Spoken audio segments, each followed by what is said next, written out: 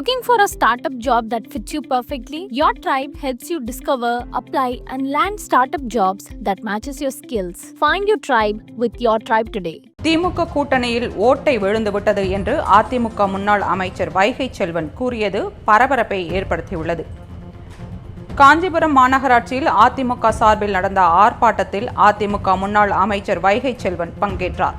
அதற்கு பின்னர் அவர் செய்தியாளர்களை சந்தித்தார்.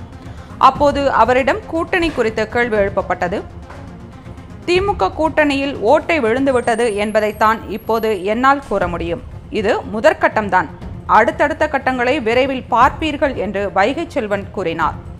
2 நாட்களுக்கு முன்னர் விடுதலை சிறுத்தைகள் கட்சித் தலைவர் திருமாவளவனை வைகை செல்வன் சந்தித்தார்.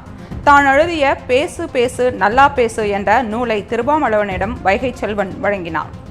அதன் பின்னர் இருவரும் சுமார் அரை மணி நேரத்திற்கு மேலாக பேசியதாக தகவல் வெளியானது. இதனால் கூட்டணி மாற்றம் ஏற்படுமா என்ற கேள்வியும் எழுந்துள்ளது.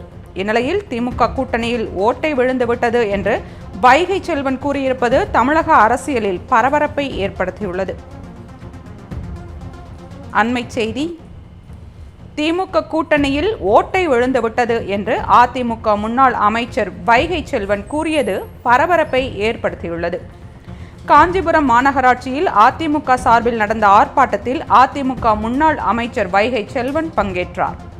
இதன் பின்னர் அவர் செய்தியாளர்களை சந்தித்தார். அப்போது அவரிடம் கூட்டணி குறித்து கேள்வி எழுப்பப்பட்டது.